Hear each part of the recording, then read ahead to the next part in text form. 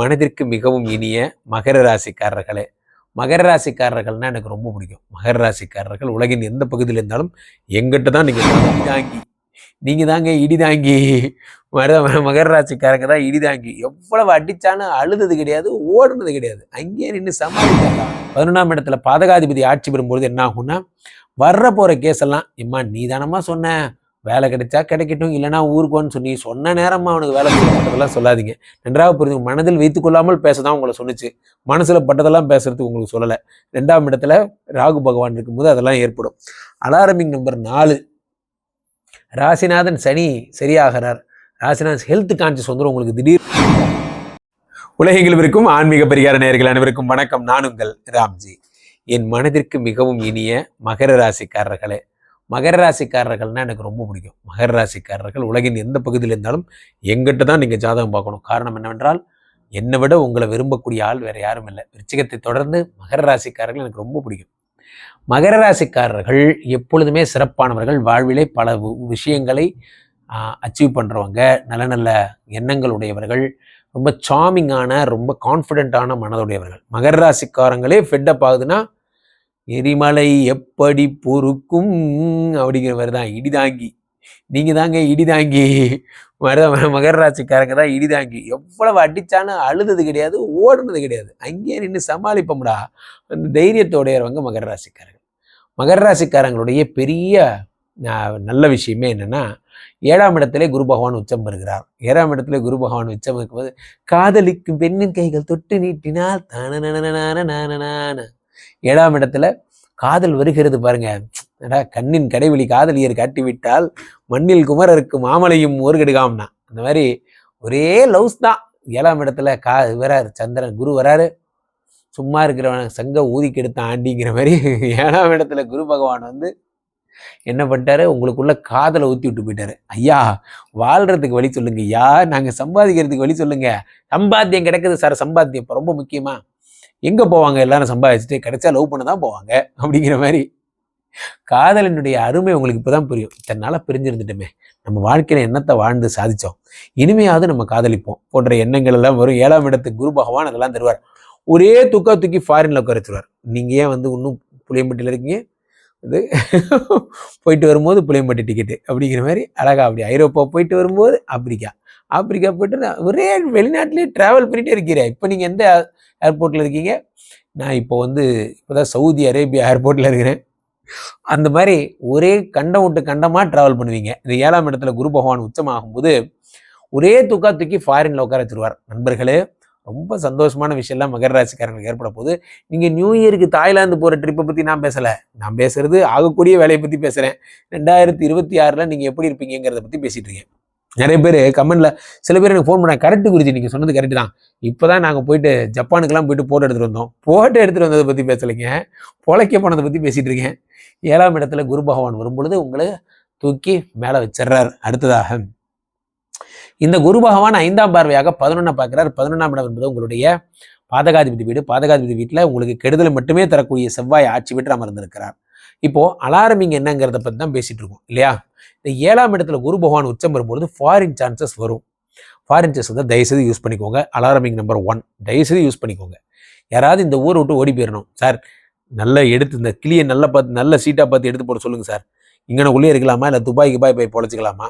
ஏன்னா ஒரு 7:30 எங்கே போனாலும் எங்கிட்டே வந்து ஒம்பளுக்குது அப்படிங்கிற மாதிரி மகர ராசிக்காரர்களுக்கு விடுதலை கிடைக்கும் போது ஓடி போயிருங்க. 7ஆம் இடத்துல குரு பகவான் உச்சம் பெறுகிறார். இந்த உச்சம் பெற்ற குரு பகவான் உங்களை வெளிநாட்டு கூட்டு போவார். ரைட்டு. அடுத்து 7ஆம் இடத்துல 2வது அலாரமிங் என்ன, 1000 தான் கண்ணான கண்ணேனாலும் 4-11 கூடிய செவ்வாய் உங்களுக்கு பாதகாதிபதி தான்.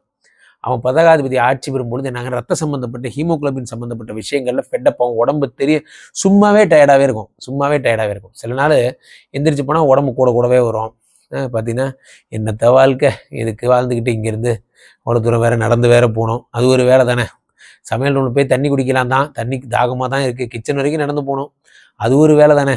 அந்த மாதிரி யாராவது நமக்கு ஏதாவது ஒரு சொன்னால் கூட அது நமக்கு ஒரு வேலை தானே அப்படின்னு தான் நமக்கு தோணும். காரணம் என்ன அப்படின்னா, அந்த 11ஆம் இடத்துக்கு பாதகாதிபதி செவ்வாயா போயிட்டார். அவர் ஆட்சி பெற்று அமர்கிறார். செவ்வாய் ஆட்சி பெறக்கூடாது. 4 கூடையவனாக இருக்கிற சுகஸ்தானத்துக்கு எடுப்பார்னா வர்றவெல்லாம் நமக்கு வேலை சொல்லியே கொள்றான்டா. உலகத்துல நண்பர்களே, சும்மாவே நம்ம ஊருக்கு கிடைச்சவன் பிள்ளையார் கோயிலாண்டி மாதிரி, நம்ம சீமடத்தில் சதீஷ் மாதிரி ஊருக்கு கிடைச்சவன் பிள்ளையார் கோயிலாண்டி மாதிரி யாராவது இருந்தால் யார் எங்கே காணனாலும் கூப்பிடுறா சதீஷை, ஏன் வந்து சீமடத்தில் லைட் எரியல கூப்பிடுறா அப்படிங்கிற மாதிரி. நமக்கு ஒருத்தர் திட்டு வாங்குறது ஒருத்தர் கிடைச்சிட்டான்னா அதோட சந்தோஷம் இந்த உலகத்தில் வேறு எதுவும் இல்லை. மகர ராசிக்காரர்கள் வாண்டடாகவே மாட்டுவீங்க. எது நடந்தாலும் மகர ராசிக்காரங்களை கூப்பிட்டு திட்டுவாங்க. ஒரு இடத்துல ஒருத்தர் நல்லா வலுவாக திட்டு வாங்குறேன்னா ஒன்று கும்பராசிக்காரனாக இருப்பான், இல்லை மகர ராசிக்காரனாக இருப்பான். பாவம் இவங்க தான் பாவம் பேச தெரியாதவங்களுக்கு இவங்க தான் திட்டு வாங்கிப்பாங்க. அந்த மாதிரி உங்களை வந்து சும்மாவே டிஸ்ட்ராக்ட் பண்ணிகிட்டே இருப்பாங்க. குடும்பத்தில் ஒரு நிம்மதி இருக்காது. 11ஆம் இடத்துல பாதகாதிபதி ஆட்சி பெறும்போது என்ன ஆகும்னா, வர்ற போகிற கேஸ் எல்லாம் இம்மா நீ தானம்மா சொன்ன வேலை கிடைச்சா கிடைக்கட்டும், இல்லைனா ஊருக்குன்னு சொல்லி சொன்ன நேரமா அவனுக்கு வேலை போயிடுச்சுமா. எதை நான் ஒரு அன்பாக சொன்னேன், வேலை இல்லைன்னா பரவாயில்ல நான் பார்த்துக்கிறேன்னு சொன்னேன், நீ சொன்னது பழிச்சிருச்சு பற்றியாம்மா, இனிமேல் ஃபுல்லாக சொல்லாதம்மா. நம்ம நல்லா சொன்னால் கூட நமக்கு 4 பேர் வந்து அட்வைஸ் பண்ணுவாங்க, இதுக்கிட்ட சொன்னேன்னு.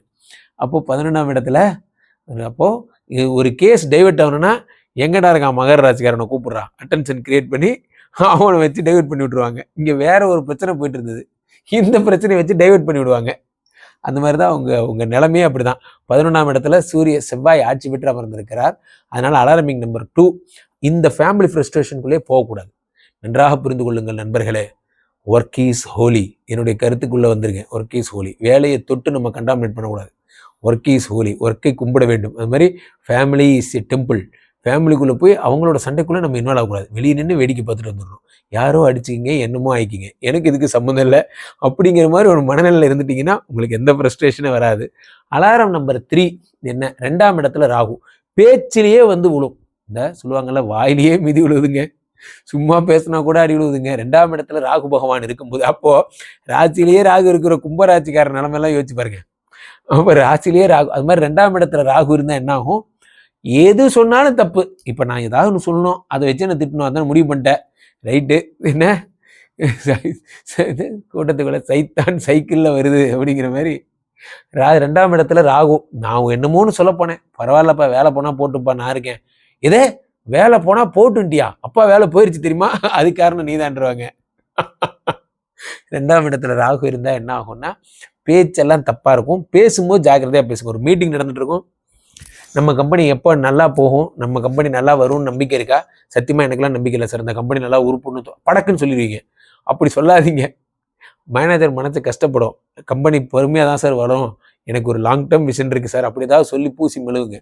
உங்கள் மனசில் பட்டதெல்லாம் சொல்லாதீங்க. நன்றாக புரிஞ்சு, மனதில் வைத்துக்கொள்ளாமல் பேச தான் உங்களை சொன்னிச்சு, மனசில் பட்டதெல்லாம் பேசுறதுக்கு உங்களுக்கு சொல்லலை. 2ஆம் இடத்துல ராகு பகவான் இருக்கும்போது அதெல்லாம் ஏற்படும். அலாரமிங் நம்பர் 4, ராசிநாதன் சனி சரியாகிறார். ராசிநாதன் ஹெல்த் கான்சியஸ் வந்துடும் உங்களுக்கு. திடீர்னு ஜிம்முக்கு போக போகிறீங்க, இந்த நவம்பர் டிசம்பர்லாம் போனால் ஜிம்முக்கு போய் அப்படியே எக்ஸசைஸ்லாம் பண்ணி செல்ஃபிலாம் எடுத்து இதெல்லாம் பண்ணுவீங்க. நீ ஓலி நீ இதான் ஏன்டா அப்படியான தெரில, திடீர்னு இப்படி தோணுது, இப்படி ஆகிட்டேன். ராசியில் குரு பகவான் வந்து சனியை பார்க்கும்போது உடலை மேனேஜ், அதாவது தண்ட செலவு தயவுசெய்து பண்ணாங்க. உங்களால் கண்டினியூலாம் பண்ண முடியாது, அதனால் தேவையில்லாத வேலை அது பண்ணாதீங்க. அடுத்ததாக அலாரமிங் நம்பர் 5 என்ன, அலாரமிங் நம்பர் 5 என்னென்னா, குரு பகவான் எப்படி சுற்றி பார்த்தாலும் திரும்ப 6ல் போய் மறைஞ்சிருவார். அதனால் இவரை நம்பி பெருசாக கோல்டுலாம் வாங்காதீங்க. இப்போ கோல்டு ரேட்டு இப்போயே வாங்கி வச்சுக்கிட்டா தான் கோல்டு ரேட்டு கடகடான்னு ஏறுது அப்படின்னு எவனா சொன்னாங்கிறதுக்காக நீங்கள் போய் கையில் இருக்கிற காரெல்லாம் விற்றுப்பிட்டு எல்லாத்தையும் விற்றுப்பிட்டு 10 பவுன் நகை வாங்கி திடீர்னு கடகடான்னு இறங்கிருச்சுன்னா மனசு வேதனையாக போயிடும். அதெல்லாம் பண்ணாதீங்க. ஸோ காயினாக வாங்கி வச்சுக்கோங்க, அன்றைக்கி நாள் இறங்கிச்சு நாங்கள் எது பண்ணாலும் விற்றுட்டு போயிடலாம். ஸோ அப்போது நகையாக வாங்காதீர்கள், நீங்கள் எதாக இருந்தாலும் காயினாக இன்வெஸ்ட் பண்ணிக்கிறது நல்லது. மகர ராசிக்காரர்களுக்கு இவ்வளோதான் அலாரம் ஃபேக்டர், ஜாக்கிரதையாக இருங்க. அப்போ நான் என்ன செய்யணும், பேசாமல் இருக்கணும். என்ன செய்யணும், பேசாமல் இருக்கணும், ஒன்றும் பண்ணாமல் இருங்க. டிசம்பர் வரைக்கும் அமைதியே வடிவமாக இருங்க. யாராவது ஏதாவது கேட்டால் ஓம் சிவோகம் அப்படின்னு போயிருங்க, அவ்வளோதான். கீழே போயிட்டு இருக்க இந்த 2 நம்பரை கூப்பிடுங்க, உங்களுடைய சொந்த ஜாதகத்தை பார்த்து கொள்ளுங்கள். உலக புகழ் வாய்ந்த நமது விஸ்வரூப விஷ்ணுமாயா எழுந்தில் இருக்கக்கூடிய புனிதமான இந்த ஸ்ரீமடத்திலே தினசரி நடக்கின்ற விஷ்ணுமாயா ஹோமங்களில் கலந்து கொள்ளுங்கள். மீண்டும் ஒரு நல்ல பதிவில் சந்திப்போம். நன்றி, வணக்கம். இங்க ஸ்தாபிதம் செய்யப்படுகிறார் விஷ்ணுமாயா. அது தமிழ்நாட்டில் இங்கே போரூர் கார்டன் ஃபேஸ்டிவலில் ஸ்ரீமடத்தில் மட்டும்தான் இருக்கிறது. வேற எங்கேயும் இவருக்கு ஆலயங்கள் கிடையாது. நம்மளுடைய வேலை இல்லை, குழந்தை இல்லை, நமக்கு எதிர்காலம் கேள்விக்குறியாக இருக்குது, கள்ளத்தொடர்பு, ஏமாற்றம், துரோகம் போன்ற பிரச்சனைகளுக்காக ஸ்பெசிஃபிக்காக பண்ணுற ஒரு ஹோமம். இந்த ஹோமம் 48 நாள் தினமும் பண்ணுறோம். இப்போ நீங்கள் புக் பண்ணுறீங்கன்னா இன்னிலிருந்து 48 நாள் இந்த ஹோமம் பண்ணி உங்களுக்கு அந்த பிரச்சனைகளை சேலஞ்சிங்காக சரி பண்ணி தரோம். இப்போ விஷ்ணுமாயா சாத்தனுடைய ஆலயத்திற்கு நீங்கள் வாருங்கள், இந்த ஸ்ரீமடத்திற்கு வாருங்கள், வந்து இந்த ஹோமத்தில் கலந்து கொள்ளுங்கள். இதை பற்றி தரவுகள் கீழே போயிட்டு இருக்க நம்பரை கேட்டு தெரிஞ்சு புக் பண்ணிக்கிட்டு இந்த ஹோமத்தில் நீங்களும் பங்கெடுக்கலாம்.